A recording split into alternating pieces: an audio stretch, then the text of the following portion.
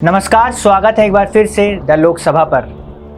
किस्सा राजनीति का में आज बात पूर्वांचल के उस बाहुबली की जिसने जेल से निर्दलीय उम्मीदवार के रूप में कांग्रेस को चुनौती दी और चुनाव जीत भी लिया। आज भले ही राजनीतिक दल खुद को माफियाओं से दूर रखने का दावा कर रहे हो, लेकिन एक वक्त था जब वह दल की जरूरत हुआ करते थे। उन्हें पूर्वांचल के ब्राह्मणों का सिरमौर माना जाता है और कुछ समय पहले उनके बेटे समेत पूरा परिवार समाजवादी पार्टी में शामिल हो गया। जी हाँ, यह बात हो रही है हरिशंकर तिवारी की। कहते हैं कि देश की राजनीति का अपराधीकरण उन्हीं से शुरू हुआ था। एक वक्त उन्हें यूपी का डॉन कहा जाता था, फिर बाहुबली राजनेता और फिर वह यूपी की सियासत के पंडित जी कहलाने लगे। 1985 का वो दौर था जब इंदिरा गांधी के निधन के बाद पूरे देश में कांग्रेस के पक्ष में सहानुभूति की लहर चल रही थी। उस वक्त हरिशंकर तिवारी यूपी के जेल में बंद थे। उन पर गैंगस्टर एक्ट के तहत कार्रवाई चल रही थी।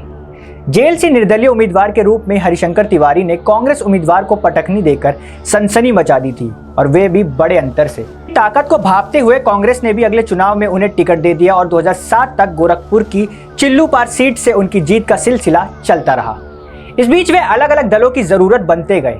1998 में कल्याण सिंह ने अपनी सरकार में मंत्री बनाया तो बीजेपी के ही अगले मुख्यमंत्री बने राम प्रकाश गुप्त, और राजनाथ सिंह सरकार में भी वह मंत्री हुए। इसके बाद मायावती सरकार में मंत्री बने और 2003 से 2007 तक मुलायम सिंह यादव की सरकार में भी मंत्री रहे। पूर्वांचल की राजनीति की गहरी समझ रखने वाले एनबीटी संवाददाता शफी आजमी बताते हैं, 1998 के बाद हरिशंकर तिवारी हर दल की जरूरत बन गए थे। यहाँ तक कि जब जगदम्बिका पाल सूबे के एक दिन के मुख्यमंत्री बने तो उनकी कैबिनेट में भी वह मंत्री थे। दरअसल 1998 में राज्यपाल रोमेश भंडारी ने कल्याण सिंह को सीएम पद से बर्खास्त कर लोकतांत्रिक कांग्रेस के जगदम्बिका पाल को सीएम पद की शपथ दिलाई थी, लेकिन अगले ही दिन बाजी पलट गई और कल्याण सिंह फिर से सीएम बन गए थे। हरिशंकर तिवारी का जिक्र हो तो वीरेंद्र प्रताप शाही का नाम जरूर आता है। जब पूर्वांचल की सियासी दुनिया में बाहुबलियों का प्रवेश हुआ तो इसके सूत्रधार हरिशंकर तिवारी और वीरेंद्र प्रताप शाही ही थे। दोनों एक ही क्षेत्र के रहने वाले थे, लेकिन वर्चस्व की लड़ाई को लेकर जमकर अदावत भी थी। 1980 का दशक ऐसा था जब शाही और तिवारी के बीच गैंगवार की गूंज देश विदेश तक सुनाई देती थी।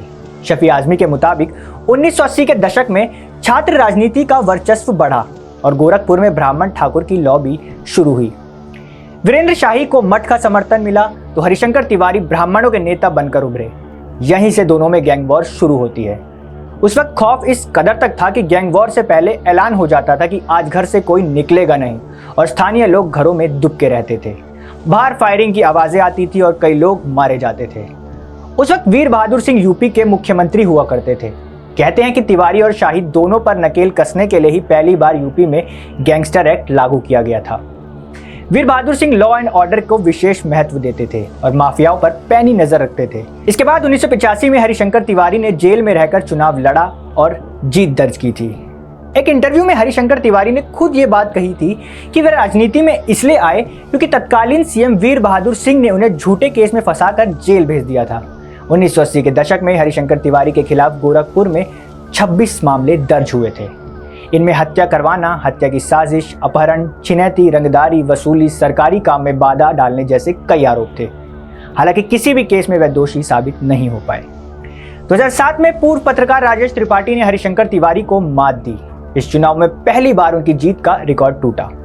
राजेश त्रिपाठी बीएसपी के उम्मीदवार थे। इसके बाद 2012 में उन्हें दोबारा हार का मुंह देखना पड़ा और चौथे नंबर पर खिसक गए। 2 बार हार के बाद हरिशंकर तिवारी ने अपनी राजनीतिक विरासत बेटे विनय शंकर तिवारी को दे दी। तो ये था आज का किस्सा राजनीति का। कैसा लगा कमेंट सेक्शन में जरूर बताएं।